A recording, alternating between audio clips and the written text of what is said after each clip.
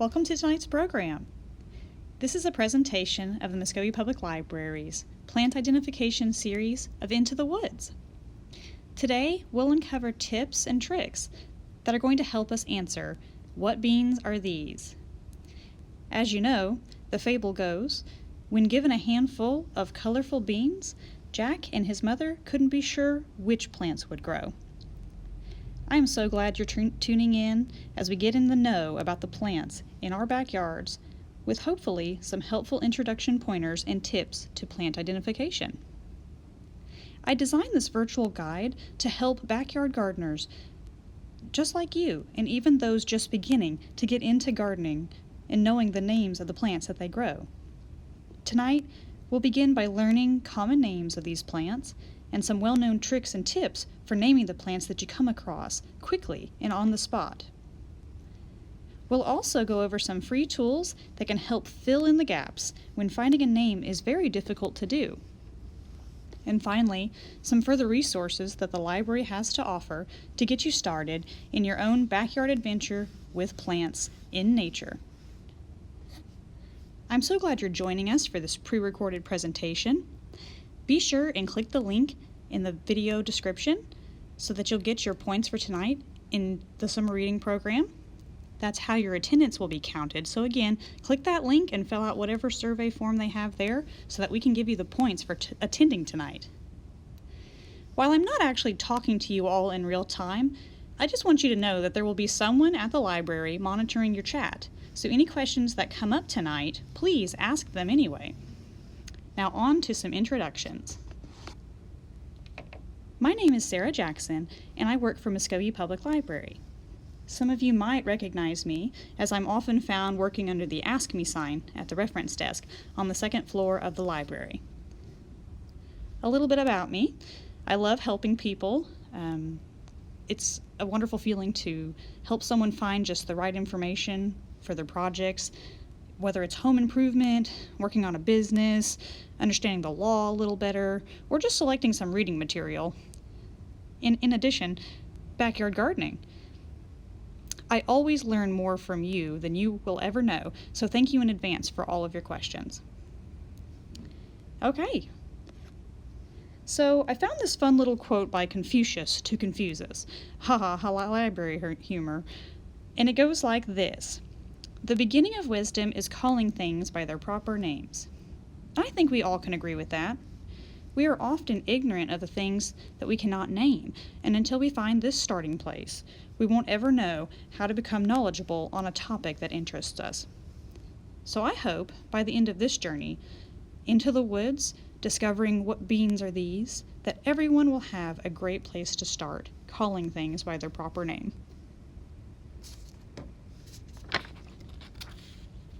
So just how do we start identifying plants? As you see in my picture, there's a name tag that says the plants in your backyard. Hello, my name is. Well, it's not quite as simple as the name tag suggests. I've broken down these steps into 3 because I like the rule of 3, and that's just enough information for us all to digest in such a short amount of time. So, number 1, we'll be going over some tips and tricks to learn the common names, because this is where we all have to begin. Number 2, we're going to learn how to use identification tools for naming our plants. And number 3, I'm going to try to leave you some helpful further resources to get you started on doing some solo learning. And if you have any questions, you can always contact the library. So, all this talk makes me think of Jack and the Beanstalk. Our theme is Imagine Your Story for summer reading this year. So for some extra credit, I'm assigning you some extracurricular reading of Jack and the Beanstalk. I found this particular edition through Project Gutenberg. Although we have books on it here in the library, it's available for free online if you go through Project Gutenberg.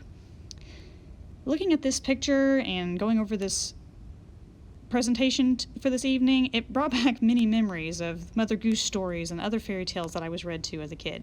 So I hope you'll also enjoy this fun trip down memory lane as we discover our own stories and imagine our own stories for summer reading this year.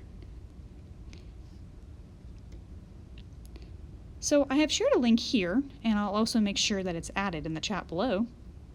of an incredible, thorough manual of plant identification basics from the Montana State University Extension Office. It's a natural resource plant identification basics document that I thought might be useful for everyone this evening. So you might be thinking, why did I choose Montana instead of Oklahoma's Extension Office through OSU? We do have these through OSU, they're just in separate guides. And I thought this one was a little bit more comprehensive. It combines everything in one place, rather than going to separate documents and compiling it for yourself. And I believe this idea goes back to Confucius' learn where to begin statement. So be sure and check it out in your free time and see how far it takes you. Okay, so one person's cucklebur is another person's sweet gum. You may not get the joke behind this, but I'll explain it to you later. These guys right here are the start of my whole investigation into gaining better plant identification techniques. According to all my friends and even my husband who grew up in Oklahoma, these green spiky balls in the tree that eventually fall to the ground and they turn brown, and you know the ones, they hurt really bad when you step on them when you're barefoot, they're called sweet gums. Well, I grew up knowing them as something totally different. You see, I'm not sure if it's because I spent much of my childhood traveling or just that I incorrectly labeled them by comparing them to something else that's similar, but I always thought anything spiky, plant-wise, that ended up on the ground was called a cucklebur, or simply just a burr. You know that old saying, the burr in my side or burr in my saddle. In just a few minutes, I hope you'll find some helpful advice that you can take away, and you can use it to have your own aha moments. That's what those are called. But before we go too much further, and because this is an educational library program, I wanted to share some hardcore facts about plant identification. Leaves can tell you a whole bunch about plants and to which family they belong to. You'll know this if you or someone you know is allergic to poison oak or poison ivy. Man, those leaf distinctions can make all the difference in the world. Some are compound, some are simple, and some are double compounded, with simple being the most commonly seen type of leaf. The others in this group help narrow down what the plants are and what they cannot be when you are conducting your research in many of the tools that we'll discuss ahead in this presentation. Another excellent descriptive term that you'll find on this page are the shapes and edges of plants. You might want to know this term if you're searching for plants online in a plant database, in a book's index, or even in your own personal plant journal. Shapes and edges can be very helpful when identifying the plant. Smooth, wavy, toothed or double-toothed, and even fine-toothed are often specified by name in plant identification guides. And they're common description terms that everyone is using to keep us all on the same page. Get familiar with these and start looking at your plants with these descriptive terms in mind. You might be surprised at the similarities and differences among the varieties that grow right beside of each other.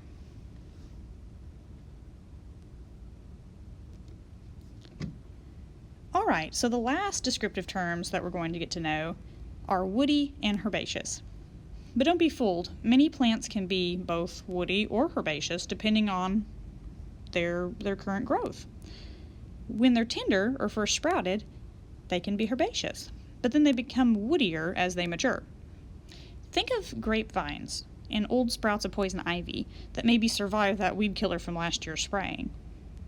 Okay, so now that we've talked about smooth, wavy, all the different shapes and edges, the simple, the compound, and then now woody and herbaceous, I'd like for us to put the terms that we just learned together and see how many descriptions that we can apply to the plant photos on this very page. So just on your phone or your computer, look at them, maybe write down or jot down, if you got one of those fancy note-taking phones, the different descriptions that you would put to these plant pictures, and I'll give you about 30 seconds or so to make your predictions before I reveal the answers. Okay, start.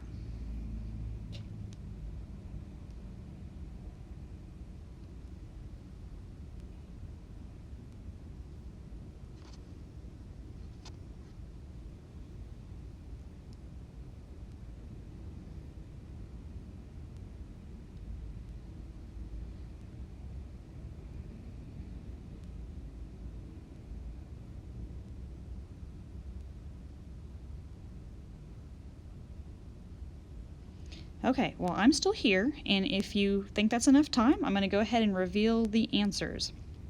And just like if I was in person, I would say, oh, you're right, that's exactly what you're supposed to write down. Now, okay, I don't know if you got them all right. Like, how could I know, since I'm not there in person with you? But at least I know you tried, and you looked. And maybe that's what I'm getting to. That's the main point of this presentation, is that we're all just working on learning everything that we can. So how do we begin looking at plants like this? Well, you have all the tools that you need. You've got the descriptive terms and you've got some examples. So I hope this helps you begin looking at plants in ways that you maybe haven't before. Okay. Next, we're going to tackle how to find a plant's scientific name when all we know is that common name. Here's another fun quote. Learning to identify plants in your yard is the first step in a long and healthy relationship with vegetation in your life. The right plant in the right place can make any gardener's job easier. I agree with that. When you learn what's already growing, it just makes it that much easier to know what to plant next. And we can use these tools to plan out our yard or when we're on a hike to locate valuable resources in the wild. Some of the most diverse plants thrive in Oklahoma. As you can tell by my picture here, Oklahoma is thriving with wildflowers. And yes, some of them are even edible. Despite our unpredictable weather, we've got some great plants. And the best part is, we can eat them. So let's see how many of these common wildflowers that you're already probably familiar with that you can use for food when you're in the wild. First up is violets. Violets make flower-scented food, such as honey or teas, from their petals. They can even be used in perfumes and essential oils because they smell that good. Violets grow in partial shade, often near or under a deciduous tree, aka an Oklahoma shady spot. So look for violets on your next hike. There's the wild rose of Oklahoma. These wild roses can be found in dry fields and open woods, and they're also known as prairie roses. They grow plentifully in shade and like a little bit of moisture without the floods that we experienced last year. Flowers and buds are edible, both raw and boiled, such as for a tea, and you find very high sources of vitamin C deep inside the fruit's pulp. I'll share a couple more of these just so you get the idea. Next up are the purple dead nettles. Now, I never knew the name for this one. It kind of goes back to the sweet gum and the cocklebur, but they're all over the place here in Oklahoma. A lot of times they just look like an old weed that just needs to be chopped down. But I was amazed to find out that they were very useful. They're found everywhere in springtime, and they're often confused with henbit. I said hen what? But we'll get to this one next. They're highly nutritious and even considered a superfood. You can throw it in a soup or a salad or blend it inside of a smoothie for amazing health effects. Okay, so henbit's next. This is where you all go, oh, those. And you know what? I did the same thing. They look a lot like the sister flower, the purple dead nettle. They're both purple. They both grow in like a sprout or a stalk, and they're prevalent in Oklahoma with chickens and hummingbirds both being attracted to it. So this is where it happened to got its name. Henbit is part of the mint family, but it doesn't have a minty smell or flavoring. It's mainly minty for its texture. Using this edible plant in your spring salads and anywhere else that you go to hide an extra green or two in your diet. Next up is the daylily. Please do not confuse this with the Easter lily. Those are very toxic and not good for your health, but daylilies are edible, and they're actually found quite often in fields that are untouched by sprayers and mowers on the side of the road. Daylilies that are pictured here are considered a delicacy, and they're sometimes sautéed with butter and salt and makes you think of a yellow squash or a yellow summer squash. I would love to try it myself. I haven't had this one. Okay, This is not a trivia, because we all know you know what a dandelion looks like, and probably even where to find them. If you're like me, they cover the yard nearly all season long. But did you know that the whole plant is safe and very healthy for you to eat? Yep, you heard me right. The flower, stem, leaf, and even deep down into the ground with the roots are edible, and they're very good for you. Now, they're best eaten when they're young, fresh, and raw, as older pickings of these flowers can be very bitter. Roots and leaves make excellent tea when boiled. So you just take them, dig them up, put them in, rinse off the dirt, put them in a pot, cover with water, and boil like a tea, and strain off the juice.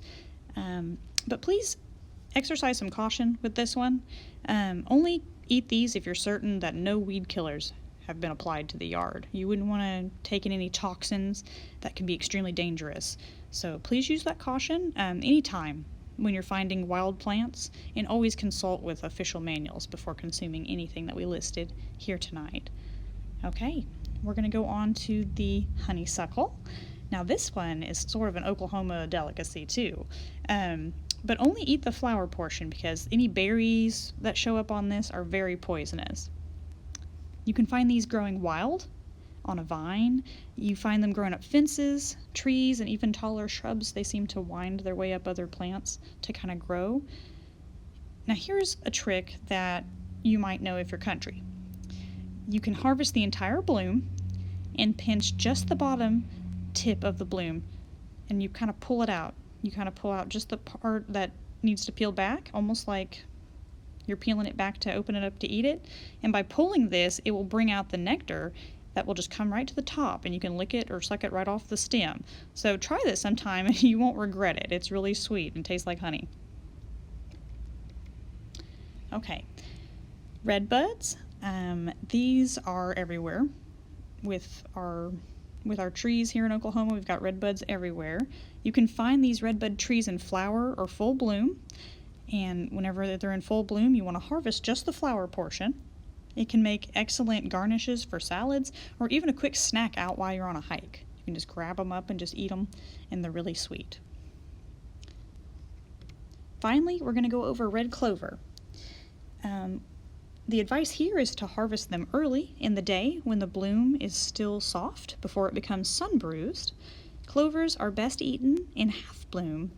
A half bloom is when all flowers in a certain location are near or are in full bloom. So you wouldn't want to have it if it's the only one in bloom, because it would still be too bitter or unripe. Leaves and flowers both can be consumed, and they all serve well in salads, soups, wraps, and sandwiches. So if you're looking to go vegetarian, try out some of these edible wildflowers and let us know how it goes.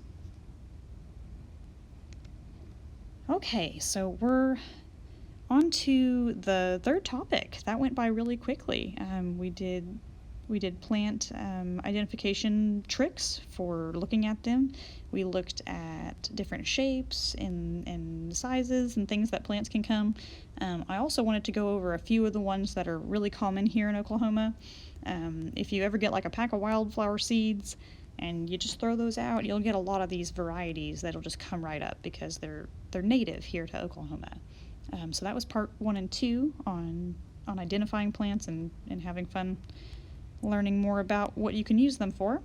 So if you haven't already, or if you're just joining us, be sure and click that link that will get you your points. It's in the video description, and that's your sign-in sheet, like if you were here in person with us.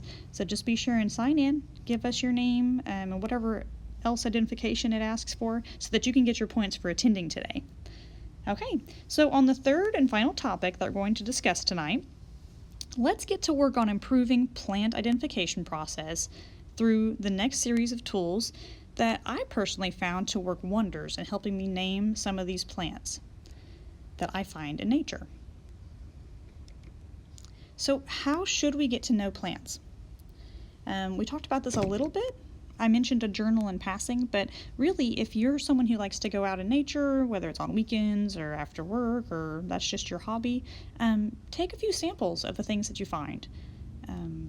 Detail where you found it, what time of day, season, just anything you think would be important, and start using those terms that we mentioned so that we're not just like, oh, there's a plant, but we're looking at the plant and identifying it by what by the descriptions that we found, because they're all different and unique, and you might recognize some similarities or differences that would be important.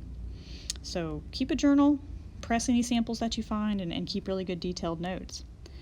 Second, of course, visit the garden or the hiking trail in all the different seasons. Now, I'm not saying go out in an ice storm.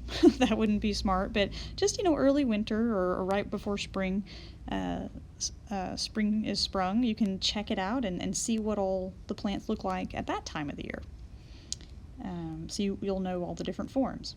Okay, third, our phones are so handy for snapping photos. You don't have to even be a great photographer. You can just use your phone and take a close-up picture, and then you'll always have it scrapbooked that way. And any that you find, maybe take a picture of it and be like, I don't know what this one is, and you can bring it around and show people that would know. And finally, get a good guidebook. Guidebooks are, I would say, essential reading if you're going to be out in nature a lot. That way you're avoiding things that are harmful while also finding helpful things. So just start out with a simple journal and go out into your backyard or your favorite walking trail and just make these notes and these observations, and you'll see how quickly it'll all come together for you. Of course, these guidebooks are available at the library. We would love to help you find something if you need anything. We're taking Facebook requests. We take, you can call us and place something on request, and we even have a really handy new Eastern Oklahoma Library System app that's on your phone if you're tech savvy. We have adjusted summer hours, but we also do curbside if you don't feel like coming into the library, so give us a call and we'd just love to help you find anything that would interest you in this subject. Okay, and speaking of plant guides, we've got some really great ones here at the library. I'd like to suggest the Peterson Field Guide series. Peterson Field Guides, they have a variety. We've got trees and shrubs mentioned here, and then also wildflowers. I thought those were really relevant for the topic tonight, but they've got more than just this. There's ones on birds. We have all kinds, hiking and nature trails and all kinds of things. So available for request on our catalog. These guides give you great images and descriptions for IDing plants. So just be sure and pick one up anytime that you have questions, and they're just a really good low-tech way to get reviewing plants. And when in doubt, always go to the library if you got any questions. Next up, another great tool that we have in addition to plant guides is the U.S. Department of Agriculture. The link for this site is plants.usda.gov. Here's a couple of screenshots that will help you navigate. So I went into the search and I clicked Oklahoma State, and then I scrolled down to a plant that I was interested in. There's that sweet gum, and it gave me all these general images and classifications that were very helpful. And you can do that for any state if you're going to be visiting somewhere else and they have full images like this one here. It's a great tool, and I'll be sure and include this link in the description later. Okay, so there's that. This database has an enormous variety of plants. When I searched it, it had nearly over 12,000 records found. I thought this was just enormous. I probably know like maybe 15 plants, Honestly, I didn't know the names to that many, but we have over 12,000 varieties just in the USDA state plant search for Oklahoma. Imagine the possibilities if you search an entire region or even along a 50-state tour of the country. It's just unbelievable that there are that many. So have fun searching. Okay, so enough of me plant-splaining. Let's move on to all the helpful websites made by plant enthusiasts around the world that manage and share their collection of plant journals for others to learn. These have been very helpful for me as I prepared for this, and I hope you enjoy learning about them too. The more notable sites are Dave's Garden, wildflower.org, and LeafSnap. Each of these gave me some great full-size pictures and detailed descriptions while using a very user-friendly design. So I didn't feel overwhelmed at all trying to use these, and so the URLs are listed here, and I'll also try to keep a list going for you all to access at the end of this if you want to observe some more. Dave's Garden we'll start there, has some very useful categories such as popular plants, the most popular plant in a category, and even advanced image searches based on plant description terms that we learned earlier. Yay for knowledge! Dave's Garden seems to put all of that into use. Okay, wildflower.org. This was very similar to the USDA plant database. Although I found it much easier on the eyes, it's a much more visual database than the USDA, which is very textual.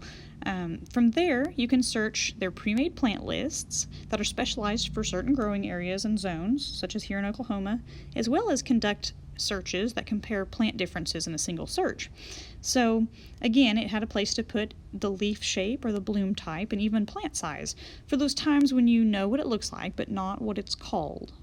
Remember, we're working with not always knowing the scientific name, but we know what something looks like. Okay, next up is Leaf Snap. This one was really great. Full-size images. I think you can even rotate it around. So if you were holding it 3D, you can rotate and actually see in 3D. It's the most expansive and interactive database of every North American tree.